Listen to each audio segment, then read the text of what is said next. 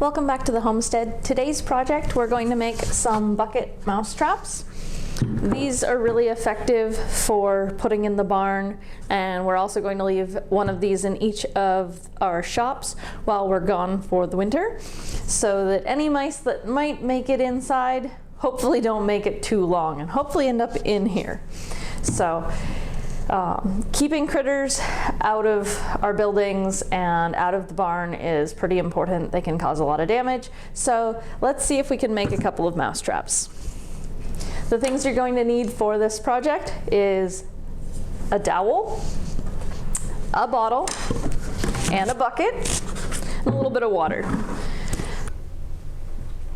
So the first thing we need to do is put a hole in the bottom of our bottle. We don't have to put one in the top, obviously, because there's one already there, and we're just going to take the cap off. But we're going to leave the cap on for the moment to make it a little easier to drill into, because that's going to provide us a little bit of resistance and a little bit of support. These newer water bottles are kind of unfortunate for using for projects like this, because they're so squishy. They don't really have any substance or rigidity to them, so it makes it really hard to drill them out. It's a bit of a two-step process. We're using a spade bit to go ahead and start the pilot hole, and then after that we're going to use a step bit, but as you're about to see, we're going to actually have to put one of these dowels inside the bottle to hold it so that it's stiff enough to actually drill with this step bit.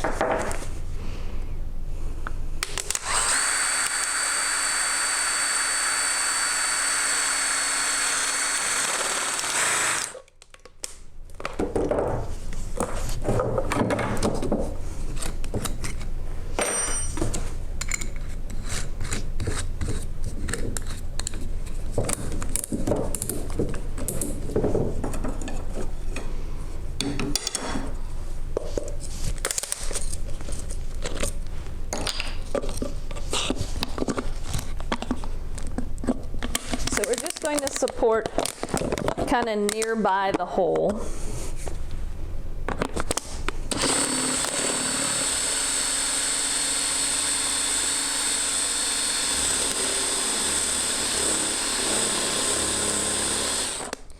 And our goal is to make this hole just enough bigger than the stick that when we put it through, there's almost no resistance when it's trying to spin.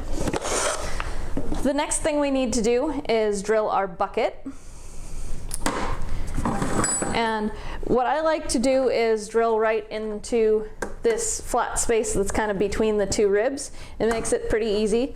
And so we're going to want to mark with a pen on either side of our bucket so that we know where to start our holes for our dowel, so that we get a nice straight line across so that the dowel goes in easily.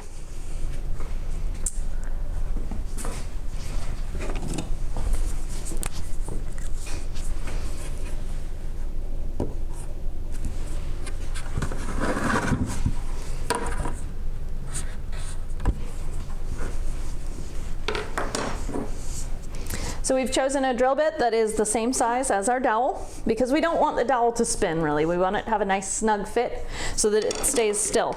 So we want the mouse to feel secure as it goes out onto this dowel, and then when it tries to climb on the bottle, that's when it spins and it falls into the trap.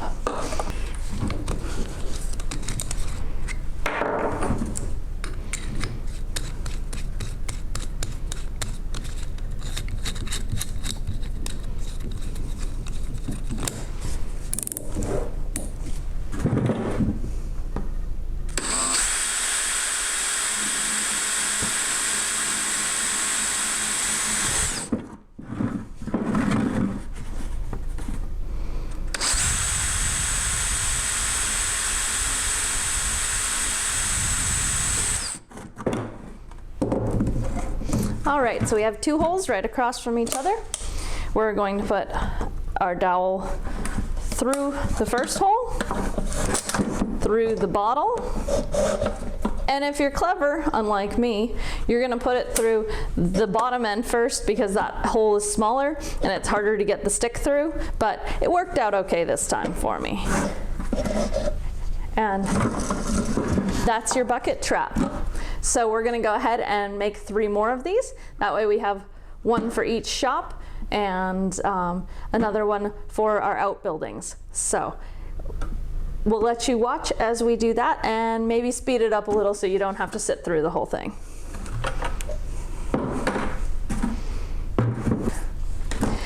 All right, so Ryan lets me know that I don't really have to actually measure with my dowel and use my pen, because on these particular buckets, they have a little rib that's directly across from itself on every bucket. So we can use that as our reference point instead. So that's a little quicker than using the marker.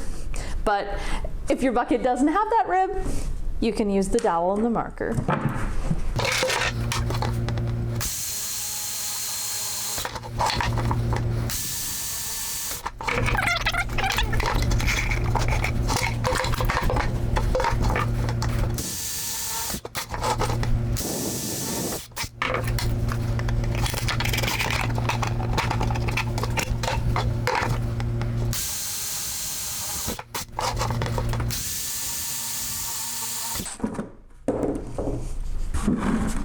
Once you have all your bucket traps ready and you're getting set to go out and trap some mice, you're gonna need some sort of a bait. We normally use peanut butter. If you put a little peanut butter right on top of the bottle, kind of all the way around, that makes it so they have to try and get far enough out onto that bottle that it's going to cause it to spin and cause them to fall in. You'll also want to have a ramp up to the stick over here to make sure that they know that they can climb right up and get on there. So making it easy access is really important to being able to trap the most possible mice and keep your barn, shed, or storage area free of little rodent friends. So let's go get one of these fully set up and we'll show you what that looks like.